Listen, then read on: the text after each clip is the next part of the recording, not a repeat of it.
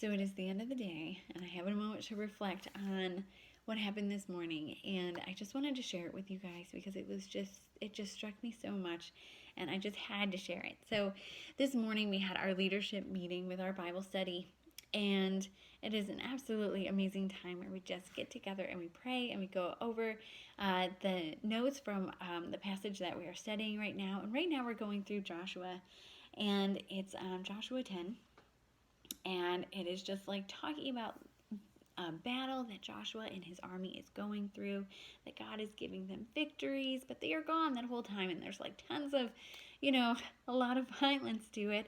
And normally I feel like we would have like rushed past that passage because it was a little uncomfortable, but we would have missed out on what God had to teach us from it. So it was amazing today when all of us were discussing it, what all the women were getting out of it that, we would have missed out on. And I have to say, at the end of the passage, Joshua and his men have like gone through all these battles, and they go home and they get to rest. God has given them rest. And I was just thinking about it. It hit me that, what were they coming home to? Their wives. Their wives were taking care of their homes so that when they came home, they could rest. And it just hit me so much because being a military spouse, our husbands are gone all the time. And it is really difficult not to become resentful. And just when they come home, we just want to like dump on them. And, I know I am guilty of just, like, you owe me this free time because you've been gone this whole time. And I have to stop looking inwardly at like the emotional, um, like selfish feelings that I have, because I need to think about too, like, what has he been going through while he's been gone? You know, what can I do to make his transition easier, and that he will be able to come home and rest and be at peace being here? I want to give him a place that, you know, he is just so welcome and feels appreciated for, the sacrifice that he gave, um, being away for so long.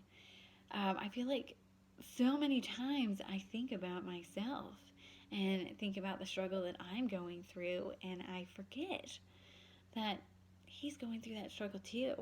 Um, and so when these men came home, their wives did not resent that they were gone all the time, but they were taking care of the home. They were giving them a place of that they could just come home to and be at rest.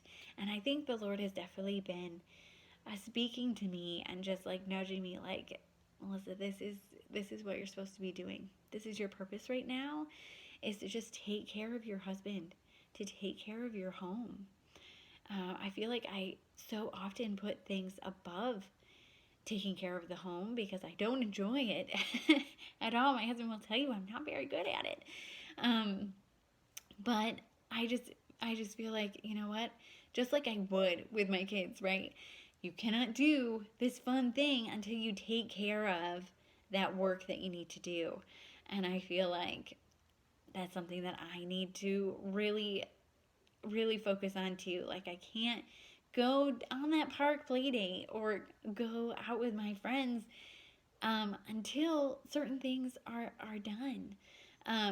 Because it is just like time management for me. Oh my gosh, it's been such a struggle.